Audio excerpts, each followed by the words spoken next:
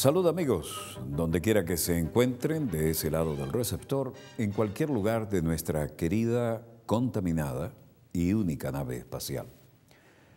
La misma que, desde la última vez que nos vimos por estos medios, ha dado otra vuelta sobre su eje imaginario y, por supuesto, sigue generando acontecimientos en pleno desarrollo. Los acontecimientos que hoy marcan nuestro primer bloque tienen que ver con la relación causa-efecto, ¿no? O, como decían, aquellos polvitos trajeron estos barritos. Y el hecho es que hay mucho que barrer, porque, ¿recuerdan ustedes la flotilla de la Libertad, con buques como el Mavi Marmara, un nombre muy querido para los turcos, que llevaba exclusivamente ayuda humanitaria a la Franja de Gaza que tiene un bloqueo impuesto por Israel, donde en una franja de 40 kilómetros por 14 en la parte más ancha hay 1,5 millones de personas, y donde, violando toda resolución internacional, esos palestinos no tienen derecho ni al uso de su espacio aéreo ni de su espacio marítimo, donde además se sospecha, no, ya se sabe que hay petróleo y gas. Y Netanyahu tiene que hacer frente a las consecuencias de aquel ataque a la flotilla y de haber matado a 9 integrantes de un buque de bandera turca en aguas internacionales, buque mercante, civil, por encima de toda ley de los mares.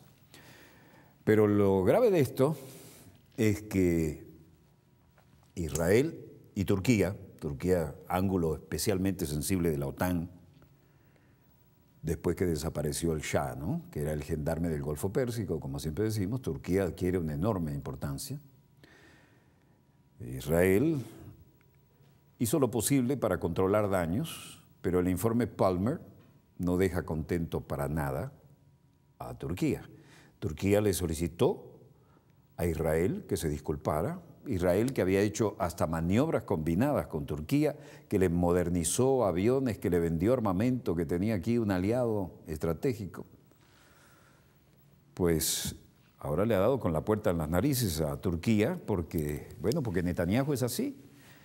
Y porque Netanyahu tiene un papá que es un patriarca de 101 años y que no puede demostrar otra cosa sino que es un férreo defensor de los intereses del sionismo, y porque recuerden que no fue Netanyahu el que ganó las elecciones, fue Tzipi Livni, pero Tzipi Livni se negó a hacer una alianza con gente como el impresentable Lieberman, que podría haberlo hecho.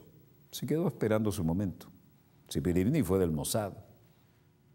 Bueno, Netanyahu se pintó él mismo contra la esquina, se arrinconó aliándose contra la gran ultraderecha para poder formar mayoría en la Knesset y que el presidente lo llamara a formar gobierno.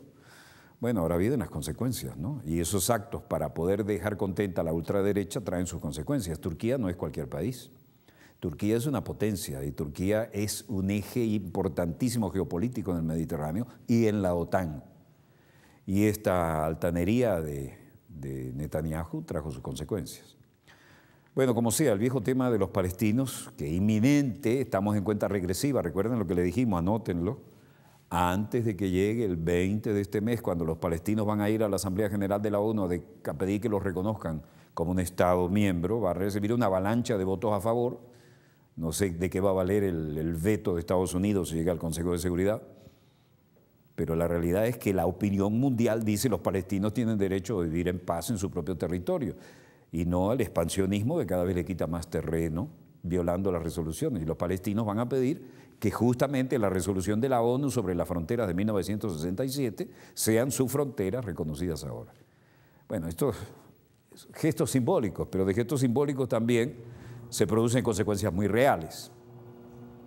Esto tiene varias lecturas, dependiendo del lado en que usted esté, pero lo que no tiene lecturas diferentes es lo que le vamos a mostrar, la reacción de Turquía. ¿Con qué se hace control de daño? Bueno, ahora nos envían información de que los israelíes comienzan a destruir casas que ahora sí reconocen que son ilegales porque están en territorios que no les corresponden. Entonces luchan con los soldados israelíes y dicen ¿por qué no van a destruir la casa de los árabes? Y usan el mismo martillo neumático que usan para destruir la casa de los árabes. En fin, un buen ejercicio mediático también, ¿no?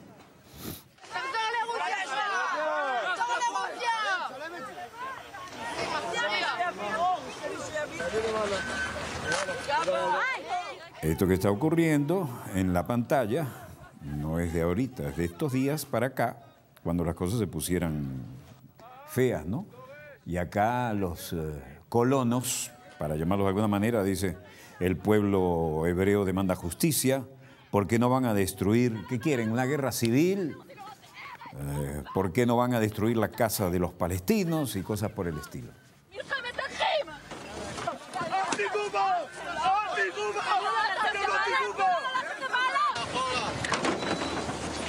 Como consecuencia de esta acción, después que han construido miles y miles y miles de casas en territorios que corresponden a los palestinos, esto no va a convencer al mundo de que hay una voluntad diferente de parte de Netanyahu y su gobierno, pero salió a declarar un representante de un movimiento pacifista que se llama Peace Now, ¿no? Peace ahora, dice.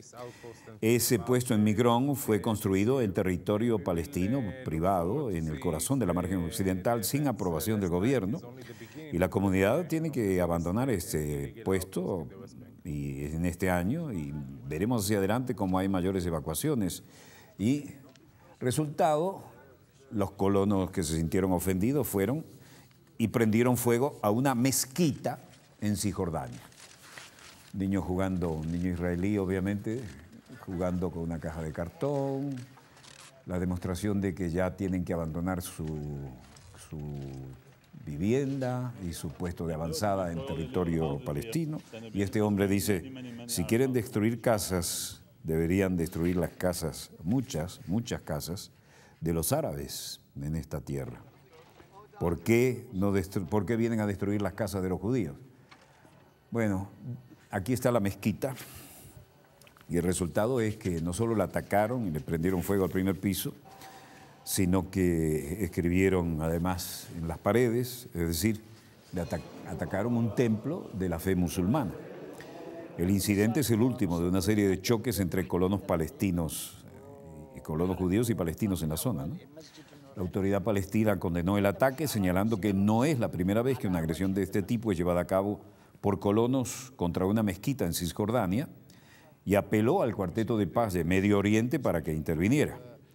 El ataque de los colonos se reproduce en represalia por la demolición de 3 pequeñas casas en el asentamiento de Migrón, a 14 kilómetros al norte de Jerusalén, y además arrojaron piedras a los vehículos palestinos cerca del asentamiento de Itshar, provocando varias rupturas de vidrio. La reacción de los palestinos, que están pensando siempre en las Naciones Unidas, ha sido construir el sillón oficial, que piensan hacerlo bien tapizado y lleno de símbolos patrios, piensan hacerlo recorrer el mundo, ¿no? Aquí nos encontramos en Jenin y lo veremos también en Ramallah. Los mejores artesanos, como Shufian Kawasmi, dice, estamos diseñando un gran sillón que simboliza nuestro asiento en las Naciones Unidas.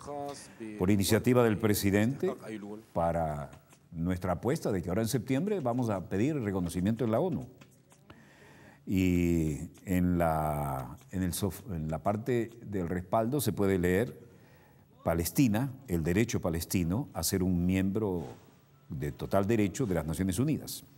Ali Assad dice, hoy construimos esta silla palestina, un asiento palestino en las Naciones Unidas, hecho por palestinos, y le hemos juntado una llave. Ustedes saben que la llave es, para los palestinos que han sido obligados a abandonar sus casas, siempre se llevaban una llave como el símbolo de que tengo la llave porque tengo una casa y voy a volver a mis raíces, a donde generación tras generación hemos vivido, ¿no? Pensamos llevar esta silla a que recorra el mundo como símbolo de nuestra voluntad de ser reconocidos.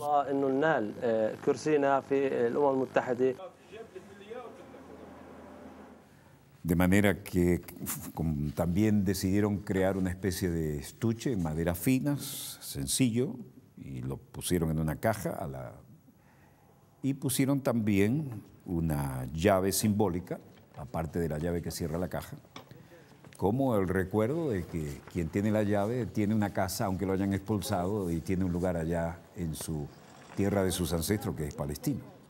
Salen de gira y piensan que van a recorrer muchos países con esto. Ayman Zweig es el coordinador de la campaña y dice: enviamos un mensaje al resto del mundo, un mensaje de paz basado en la justicia y en la ley internacional.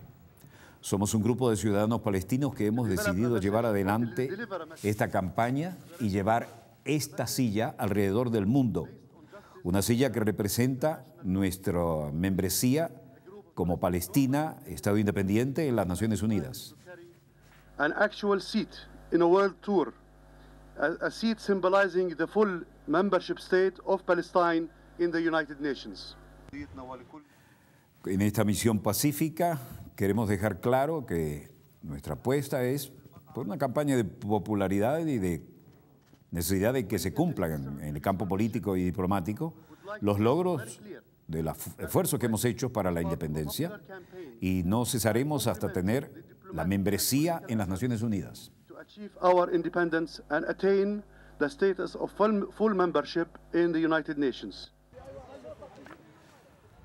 Se trata de un asiento en azul, semejante a los de los delegados de los países miembros de pleno derecho de la ONU, y simbolizan la aspiración de que Palestina sea admitida en la votación del 20 de septiembre como el Estado número 194 de las Naciones Unidas. El tema de siempre es el que no va a tener solución con eso. El brutal muro, varias veces mayor que el muro de Berlín, que crucé 2 veces durante la Guerra Fría. Y además la prohibición casi permanente de poder ir a rezar a sus lugares sagrados, como el Monte del Templo, tercer lugar más sagrado del Islam. Los 2 más sagrados, Meca y Medina, están en Arabia Saudita, y el tercero es este. Y entonces solamente dejan pasar a las ancianas, a los mayores de 50 o 60 años, depende cómo estén los ánimos. Los jóvenes no, porque pueden producir problemas, y cada viernes se da lo mismo. Recuerden que Sharon, ahora vegetal, fue el hombre que se fue ahí un viernes y dijo: esto es de Israel y tengo todo el derecho a venir acá, y se apareció con centenares de guardaespaldas y se armó. Después vino otra intifada. En las Naciones Unidas es donde tienen que decidir ahora las cosas. Y hay una amplia mayoría en la Asamblea General que por avalancha va a aprobar, así sea un gesto simbólico, pero va a aprobar la solicitud de Palestina de ser miembro, como cualquier Estado, de las Naciones Unidas, con las fronteras de 1967, que no son invento de ellos, que son producto de una resolución de las Naciones Unidas, así como fue las Naciones Unidas la que, por una votación relativamente reñida, cuando eran muy pocos miembros, creó el Estado de Israel. Entonces, lo que es bueno para el pavo debería ser bueno para la pava. Pero el resultado aquí es un juego de fuerza, y si eso llega al Consejo de Seguridad, ya sabemos que en el Consejo de Seguridad hay 15 miembros, que 10 son rotativos y 5 son permanentes, y entre los 5 pueden tener la absoluta seguridad que si eso llega al Consejo de Seguridad, Estados Unidos lo veta. Entonces, ¿qué valen 193 miembros, teóricamente 94 con Palestina, cuando un Estado se lleva por delante la resolución de la Asamblea General? Pero bueno, esa es la ONU que tenemos, producto de las grandes conflagraciones. Bueno.